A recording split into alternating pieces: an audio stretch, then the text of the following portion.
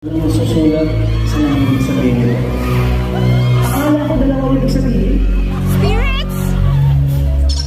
Ako talaga. Ang ibig sabihin nito ay... Sandali, ako na ba ang susunod na magsasalita? Passion lang prepare. Dapat naging tayo nila. Dahil alam naman ang ibig sabihin kapag nakita sa